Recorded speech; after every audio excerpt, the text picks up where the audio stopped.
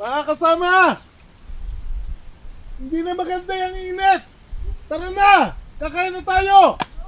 Jose! Po, tay. Sabihan mo ang nanay mo. Ihanda na yung pagkain. Po, tay.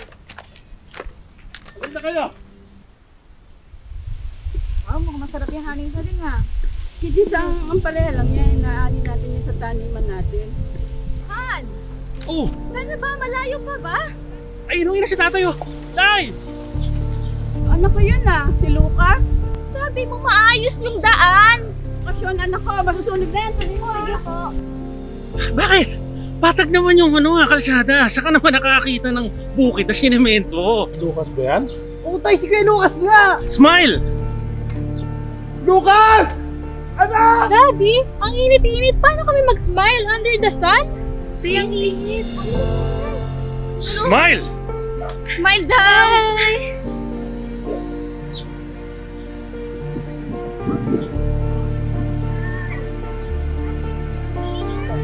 Tay! Kaya kami pagdala sa inyong utol. Nakita kita. Tay na ba? Tay, tatay ko! Tay, saan ka mo? Tay! Yaki! Sapatos! Wow! Tay, bagay sa iyo. Oh, meron. Ay, grabe. Sarap po. Kumain na buto ka ha? Opo. Nangangayayat ka na. Nangangayayat? At tagal mo kasi hindi dumadalo man lang dito. At anong ibig mong sabihin? Sasama ako sa iyo sa Maynila. Hindi.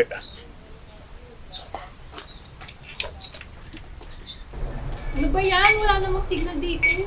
Nay, ate. Palamig muna kayo. Mukhang init ng panahon. Hindi naman po yan ang gusto kong sabihin, Tay. Hindi.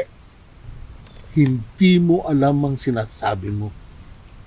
Hindi ka makararating sa tinutungtungan mo ngayon kung hindi dahil dito sa lupa. Kanino mo gusto kong ibenta? Sa mga taong sakim? Na gagawing golf course? Gagawing subdivision? Habang binubusog nila ang kanilang mga sikmura, may mga magsasakang nagugutom. Parang maganda naman yung plano ng asawa ko para sa inyo eh. Di po ba kayo naghihirap dito? Ikaw, sa tingin mo, naghihirap ba kami? Hindi.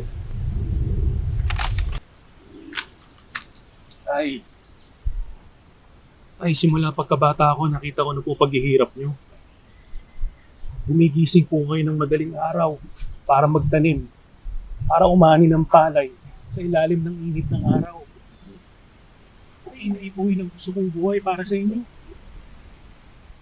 Ay, sumama ka na po sa akin sa Maynila. Ibenta po natin tong lupa. Ipagpapatayo po kita ng apartment. Ay, hihintayin mo na lang po yung kita. Magandang buhay. Ay, sayang naman po yung pagiging engineer ko. Ginusto mo yan. Pinagtatapos kita ng agriculture para tulungan ako rito. Pero anong gusto mo? Maging engineer. Lucas, pinagbigyan kita ngayon. Tapos ngayon, ang gusto mo, ikaw pa rin ang masunod?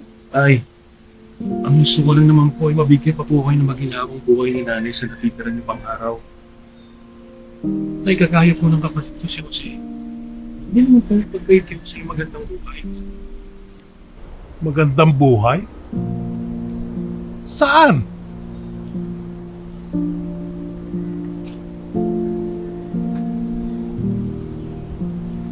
Sa Maynila? Yung ba ang sinasabi mo magandang buhay? Na puno ng polusyon, laganap ang droga, korupsyon?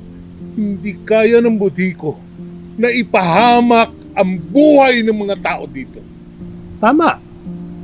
Maiksi ang buhay. Pero ang taong nagmamadali sa pagyaman, ang dulo, kapahamakan. Hindi ko ibebenta yan. Marami ang taong magugutom, Lucas. Tandaan mo, anumang bagyo ang dumaan, mananatiling uhay ang tatay mo na nakatayo at naninindigan. Nabuhay akong magsasaka. Mamamatay akong magsasaka.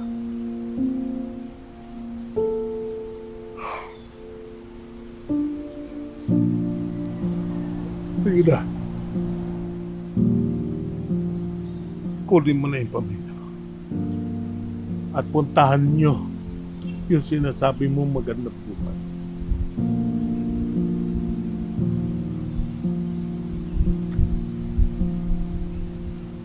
Nay, Tay, pasensya na po kayo sa akin kung may nasabi po ako na ikinsama ng kalooban niyo. Huwag mong alalahanin yun, anak. Pamilya tayo. Opo. Bahala kay tatay ha. Huwag kang mag-alala, kuya. Akong bahala ay nanay siya kay tatay. Bago ako sir. Huwag niya kayo. Ingatan ng pamilya. Okay.